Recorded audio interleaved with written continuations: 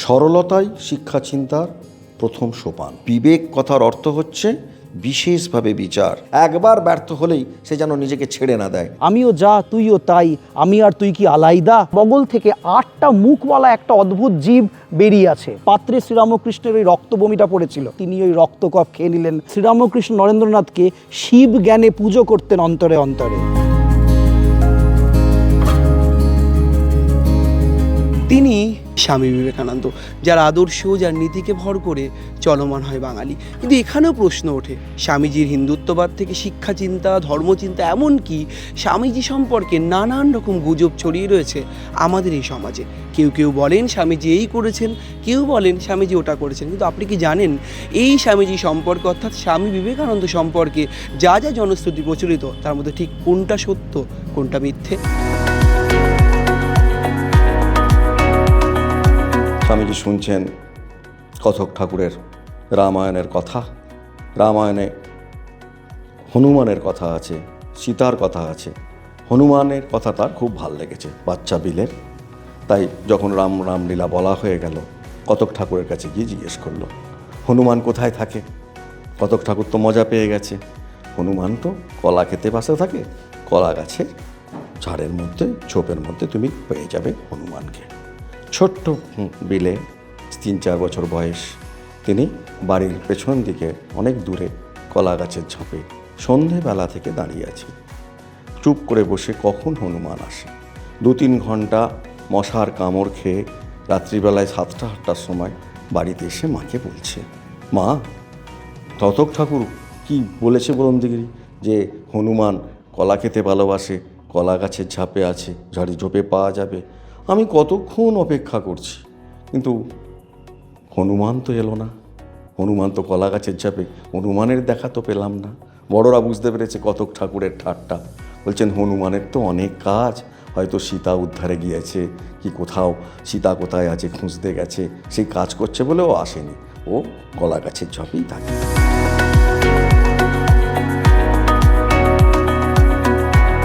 স্বামীজি যদি চিকাগোয় গিয়ে যে হিন্দু পারে আত্মবিশ্বাসে বলীয়ান হয়ে, হিন্দুর মধ্যে ওই আত্মবিশ্বাস, ভেড়া থেকে তাকে সিংহ না করতেন, আজকের ভারতবর্ষ কি জাগত?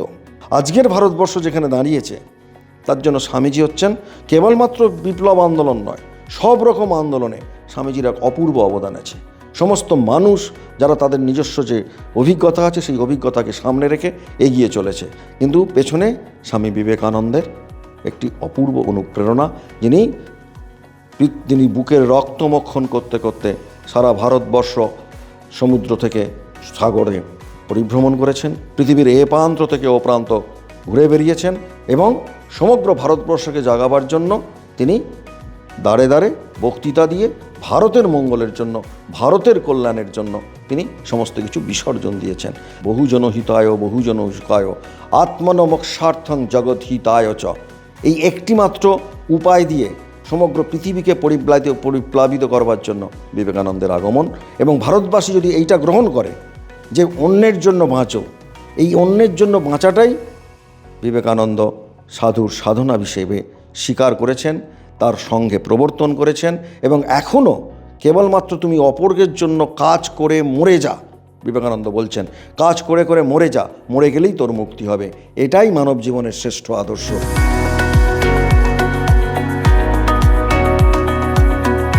শ্রীরামকৃষ্ণের তখন গলরোগ হয়েছে, ক্যান্সার, কিন্তু সেটা লোক দেখানো। তার একটা কারণ ছিল এই আর কি ক্যান্সারের।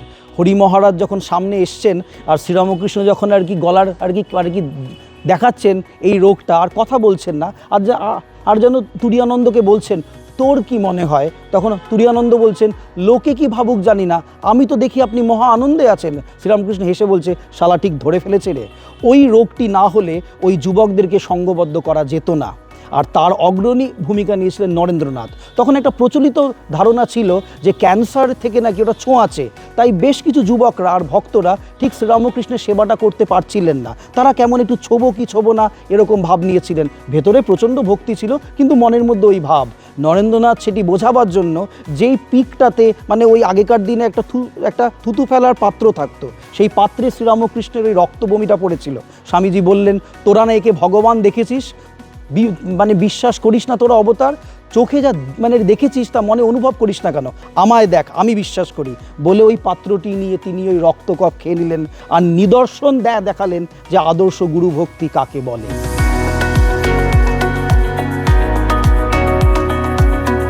শ্রীরামকৃষ্ণ নরেন্দ্রনাথকে শিব জ্ঞানে পুজো করতেন অন্তরে অন্তরে।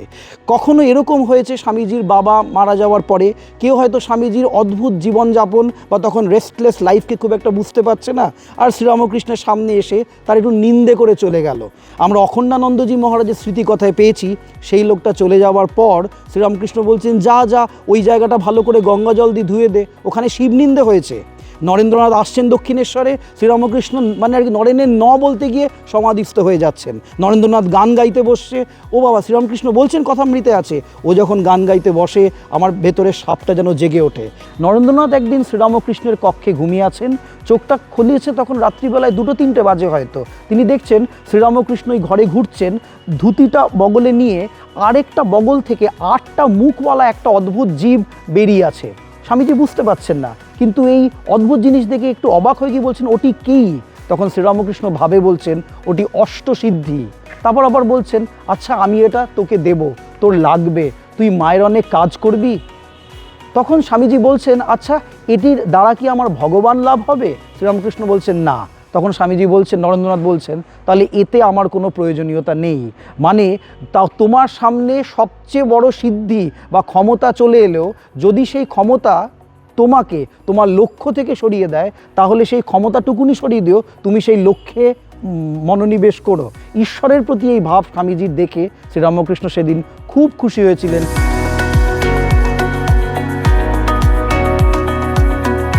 বিবেকানন্দ কিরম মজার ছিল শুধু তোমাদের একটি ছোট্ট ঘটনা বলি। 1897 সালে ফিরেছেন, তখন কোনো কারণে কাশিতে গেছেন।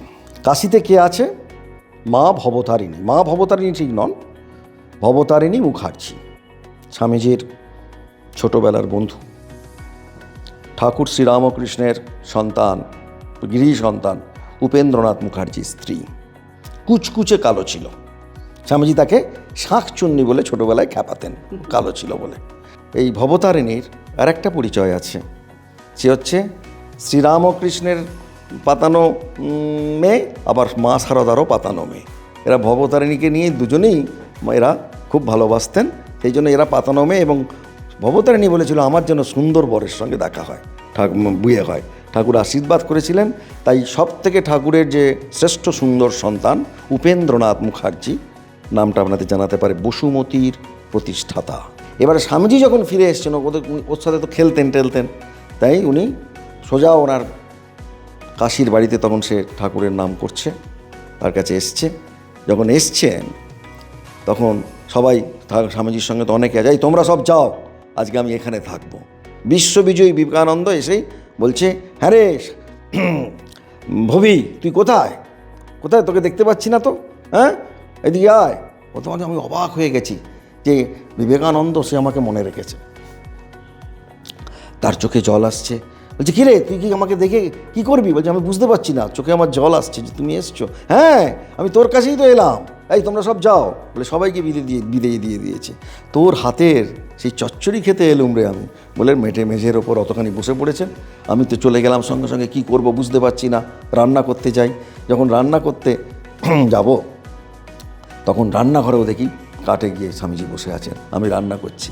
আর কত ঠাকুরের কথা, কত মায়ের কথা বলছেন, দেখ ভবি এই হয়েছে, ঠাকুর এই বলছেন। এই বিবেকানন্দকে আমরা চিনি না, এই বিবেকানন্দকে আমরা জানি না, যিনি বিশ্ব বিজয় করে এসেন, সবাইকে বুঝিয়ে দিয়ে তিনি বলছেন যে, তারপর বলছেন ওরে ভবি একটা কাজ করলে হয় না? কী কাজ? না আমি একটু বাজাবো, তোর এখানে বাজনা টাজনা কিছু তো নেই। বলছে সে কী রে বাজনা নেই? এ বাবা তাহলে বাজনা নেই যখন, তুই তোর থালাটা দে। কাঁসার থালা দিলাম, স্বামীজি কাঁসার থালা দিয়ে বাজনার গান ধরলেন এবং বলছেন মা কি আমার কালো রে বলে গান ধরছেন। তারপর মাঝে মাঝে আবার বলছেন শাঁখচুন্নি আমার কালো রে বলছেন এত কথা। তারপর খেয়ে দিয়ে তার সেই কি ঘুম।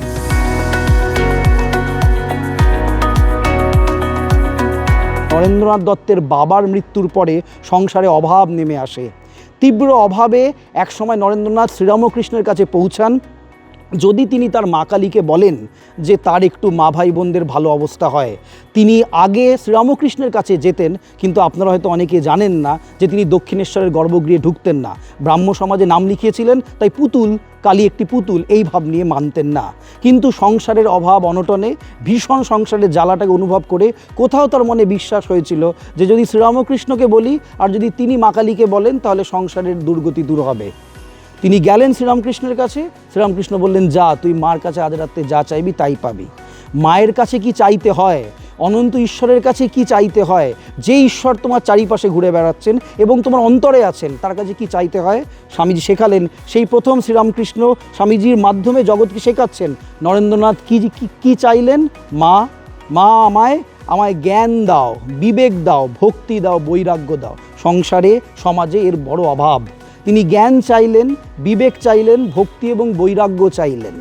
সেই দিনকে রাত্রিবেলায় তিনবার তিনি অর্থ এবং টাকা চাইতে পারলেন না। জ্ঞান, ভক্তি, বৈরাগ্য চেয়ে যখন ফিরে এলেন, তারপর আমরা দেখতে পাচ্ছি যে তিনি শ্রীরামকৃষ্ণের কাছে বসে বলছেন, ঠাকুর তুমি আমাকে একটা গান শিখিয়ে দাও। সারা রাত আমার মা তংহি তারা এই গানটা দুজনে মিলে গেয়েছিলেন। সকালবেলায় ঘুমিয়ে পড়েছেন দক্ষিণেশ্বরে।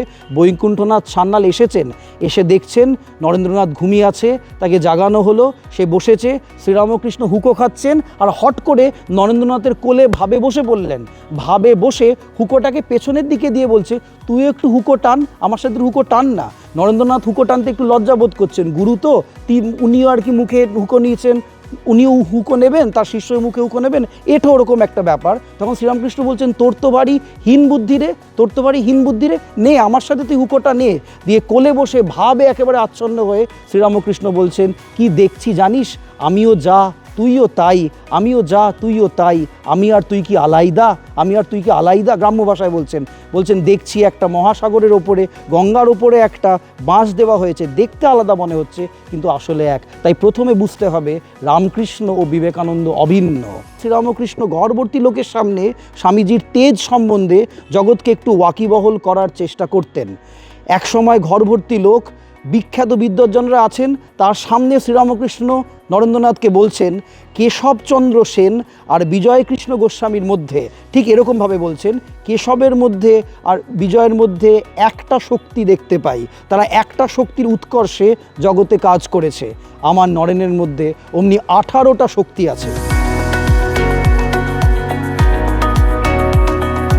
স্বামীজি এই জন্য হিন্দুত্ববাদ বলতে যেটা বোঝাতে চেয়েছেন, আমাদের বর্ণাশ্রম, চতুরাশ্রম, ব্রহ্মচর্য, গৃহস্থ, বানপ্রস্থ, সন্ন্যাস, এইটি প্রতিটি ভারতীয়র রক্তে রয়েছে। কারণ তারা বেদের পরম্পরা, বৈদিক পরম্পরাকে গ্রহণ করছে। আজকে পাশ্চাত্য সভ্যতার হাতছানিতে তাদের কিছুটা বিষবাষ্পে আমরা আমাদের বৈদিক পরম্পরাকে অনেকে ভুলে যাচ্ছি, কিন্তু প্রকৃতি আমাদের ঘাড় ধরে করে নিচ্ছে। অর্থাৎ হিন্দুত্ব মানে প্রথমেই ভারত শব্দের অর্থটা জানতে হবে, যেটি স্বামীজি তার ধর্মচিন্তা এবং শিক্ষা চিন্তায় বারবার ছড়িয়ে দিতে চেয়েছেন। ভা শব্দের অর্থ কি না, ভেতর থেকে আলো, আলো মানে অন্তর্জ্ঞান। এই অন্তর্জ্ঞানে রম ধাতুক ত করে রত, অর্থাৎ ভারত শব্দের অর্থ জ্ঞান চর্চায় রত যে দেশ। সুতরাং সেখানে হিন্দু আসছে না, সেখানে কে আসছে, ভারতীয় যারা, বৈদিক যারা ভারতের পরম্পরার রক্তটাকে ধারণ করছে। সমন্বয়, পবিত্রতা এবং নৈতিকতার এক চরম সমাহারের নাম ভারতবর্ষ। সুতরাং আমাদের এটা মনে রাখতে হবে যে ভারতবর্ষ কথার অর্থই হচ্ছে, ভারত কথার অর্থই হচ্ছে জ্ঞান চর্চায় রত। আর স্বামীজি সেই জ্ঞানটাকে প্রথমে শিক্ষা, তারপর ধর্ম, এই সমস্ত সংজ্ঞা দিয়ে আমাদের সামনে হাজির করেছেন। কিন্তু বর্তমান যুগে আমরা সেই ভারতীয় হয়ে নিজেদেরকে সেই ধারাটাকে রাখবো না বলে আমরা কি করছি, প্রাণপণে আমরা নীলবর্ণ শৃগাল হবার চেষ্টা করছি।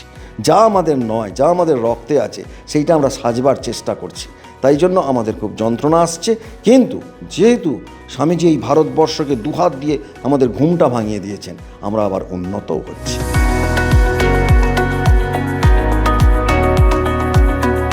শিক্ষা কথার অর্থ হলো কি, যাচাই করে নেওয়া। নরেন্দ্র যখন বিলে ছিলেন, ছোট্টবেলা থেকেই কথক ঠাকুরের কথাটাকে যাচাই করবার এক অপূর্ব ভাবনায় নিজেকে সমৃদ্ধ করেছিলেন। সুতরাং শিক্ষা কথা সরলতা, শিক্ষা কথা যাচাই করে গ্রহণ করা, আর নরেন্দ্রনাথ সেটা ছোটোবেলায় থেকেই পেয়েছে। এটা গেল শিক্ষার প্রথম সোপান। দ্বিতীয় সোপান যদি বলেন শিক্ষা কী, যদি নরেন্দ্রনাথ তার বাণীতে মূর্ত করেছেন, শিক্ষা হলো নিজের মধ্যে যে পূর্ণতা আছে সেই পূর্ণতার সম্পূর্ণ প্রকাশ, এটাই হচ্ছে শিক্ষা। অর্থাৎ নিজেকে সম্পূর্ণ পারফেক্ট পূর্ণ একটি মানুষ করে ধরে রাখাই শিক্ষার মূল উদ্দেশ্য। এবং এই শিক্ষাকে বলতে গিয়ে তিনি শিক্ষাকে অনেক সময় তিরস্কার করেছেন। যে শিক্ষা গরিবের অশ্রুমোচন করতে পারে না, যে শিক্ষা মানুষের গলায় পা দিয়ে অর্থ আদায় করে, সেই শিক্ষায় আমি বিশ্বাস করি না। এইটা স্বামী বিবেকানন্দের কথা।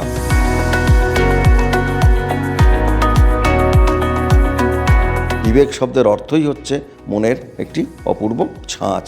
তাই স্বামীজির ভাষায় কথা বলে আমরা একাগ্র হই। আমরা হই কীরকম না, ওই রকম যে কাউবয়গুলো ডিমের খোলা চলে যাচ্ছিল, তারা কিছুতেই পাচ্ছিল না ঝর্ণার মধ্যে, স্বামীজিকে ওদের হাত থেকে বন্দুক নিয়ে প্রতিটি ডিমের খোলায় 9টিকে একটা একটা করে মারলেন। দেখালেন যে ব্রহ্মচর্য থাকলে, একাগ্র হলে মানুষ কি শক্তির অধিকারী হয়। সেই একইভাবে যখন তিনি বলছেন যে এক মনে তুমি যদি কিছু করো তোমার বাইরের কোনো জ্ঞান থাকবে না, কাউবয় হইলো কী করলো, উল্টে দিল। কি উল্টে দিল? টপটাকে উল্টে দিয়ে স্বামীজিকে দাঁড় করিয়ে দিলেন। স্বামীজিকে দাঁড় করিয়ে দিয়ে স্বামীজির এই কান থেকে ওই কানের পাশে তারা গুলি চালাতে শুরু করলেন। স্বামীজি বলে যাচ্ছেন, বুঝতে পেরেছেন ওরা আমাদের টেস্ট করছে, স্বামীজি কিন্তু এক নাগারে বলে গেলেন। এই হচ্ছেন স্বামীজি।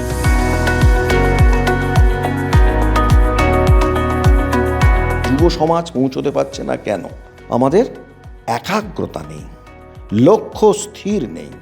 অর্জুনের মতো আমাদের লক্ষ্য স্থির নেই। বিবেকানন্দটা বারবার আমাদের চাইছেন আজকের মানুষ যে অসফল, ব্যর্থ, তার মূল কারণ কি? সে নাকি নিজেকে কনসেন্ট্রেট করতে পারে না। আর এই কনসেন্ট্রেট কেন করতে পারে না?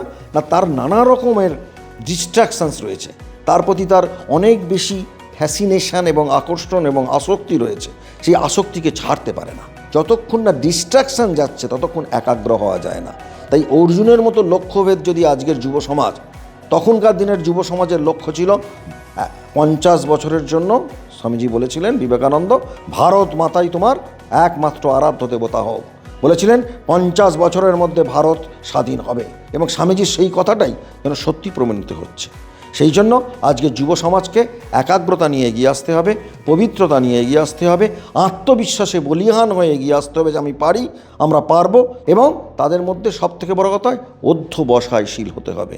একবার ব্যর্থ হলেই সে যেন নিজেকে ছেড়ে না দেয়, বারবার চেষ্টা করলে আজকের যুব সমাজ পবিত্রতায় ভূষিত হয়ে তারা ভারতবর্ষকে এগিয়ে নিয়ে যাবে। এটাই স্বামীজির আশা। স্বামীজি বলছেন you can be anything and everything.